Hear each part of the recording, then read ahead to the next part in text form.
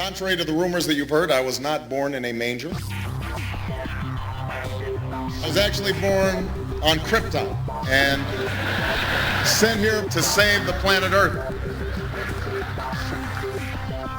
We cannot continue to rely only on our military in order to achieve the national security objectives that we've set. Everybody somewhere between the ages of 18 and 25 will serve 3 months of basic training. We've got to have a civilian national security force that's just as powerful, just as strong. Yes, we can. Obama's healthcare plan will include coverage of all essential medical services. Yes, we can. Obama is a cruel hoax. He works for Wall Street. He's an agent of finance capital. Where did you come up with the number $700 billion? Here's the Treasury spokeswoman's quote. It's not based on any particular data point. We just really wanted to come up with a really big number. To Democrats and Republicans who've opposed this plan, I say, step up to the plate. A few members were even told that there would be martial law in America if we voted no. Secretary Henry Paulson is no George Washington. I don't think anyone questions, Mr. Kashkari, that you're working hard.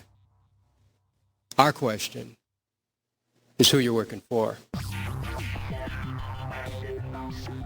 Obama pledged that he would resume the Security and Prosperity Partnership talks between Mexico and Canada that President Bush initiated.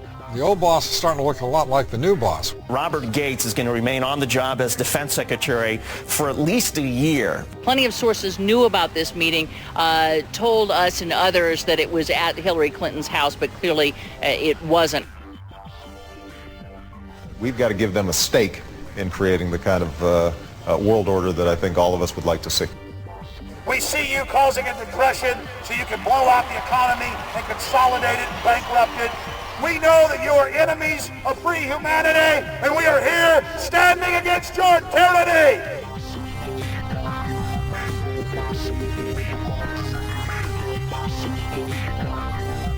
The Obama deception. The truth strikes back.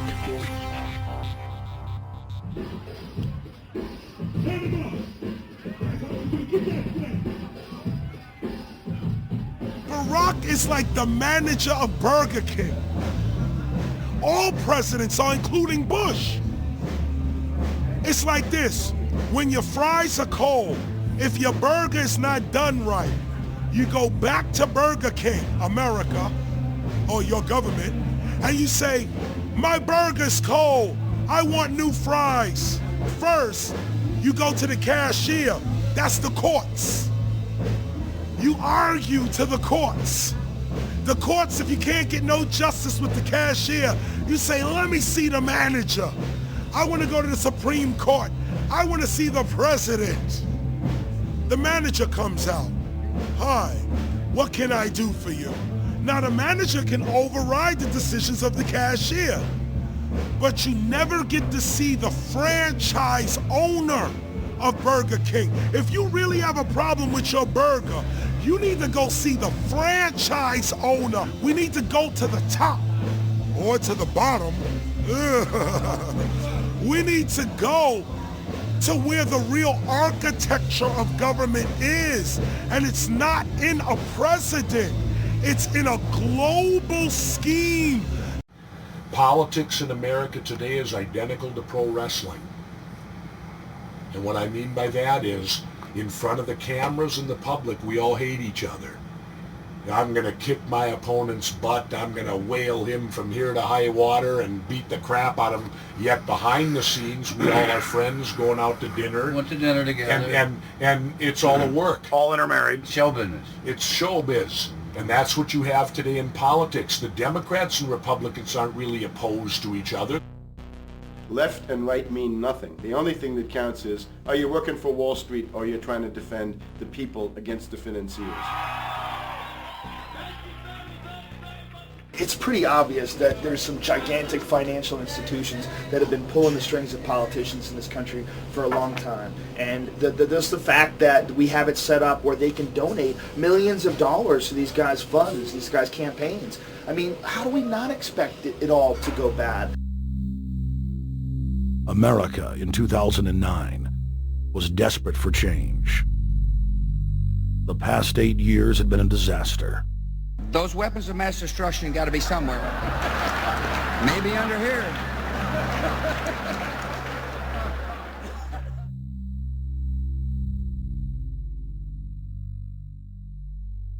George W. Bush, who had claimed to be a conservative, had tripled the size of the federal government, shredded the Constitution, and destroyed the image of the United States worldwide. Nope, no weapons over there. Endless wars, over 1 million dead Iraqis, and more than 5,000 dead U.S. troops. The Patriot Act, warrantless domestic wiretapping and spying, the end of Posse Comitatus, the rise of the treasonous North American Union,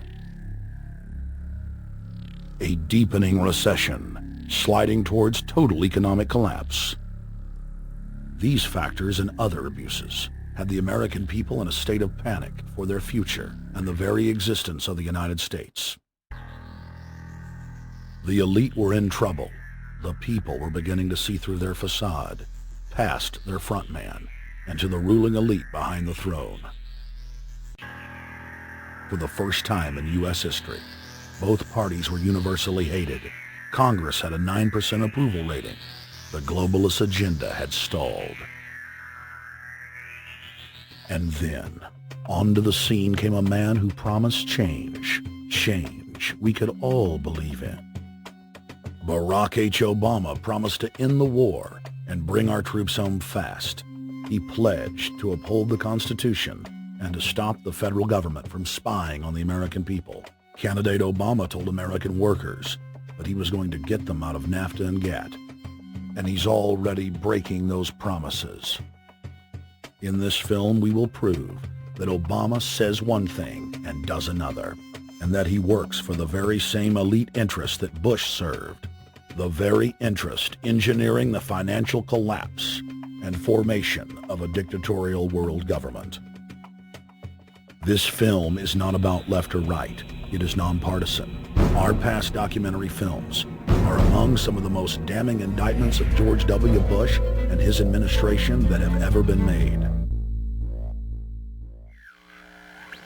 If humanity has any hope of effecting real change for the better, it will not come from the Madison Avenue false reality makers who have cast Barack Obama as the savior of the world. To alter our course from tyranny to liberty, to defeat the corrupt elite, we must get past the puppets and confront the real power structure of the planet. Now we can see a new world coming into view. A world in which there is the very real prospect of a new world order. Webster Griffin Tarpley is an accomplished geopolitical analyst and historian. Among his scholarly works are the unauthorized biographies of George Herbert Walker Bush and Barack Hussein Obama. Since Bush the elder made his speech at the United Nations back in September of 1990 talking about the New World Order, I think I've become confused about what's actually going on in the world.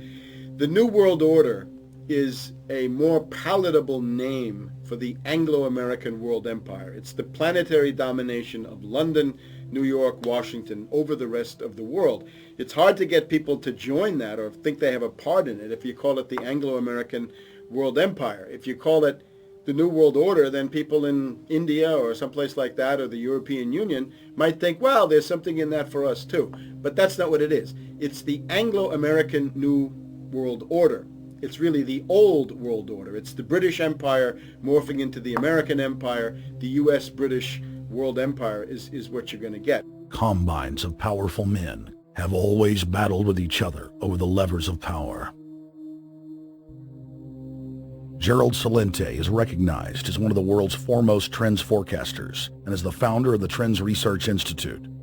People that are knowledgeable know that the fight that this country has been waging since its inception is for the central bankers not to take over the country.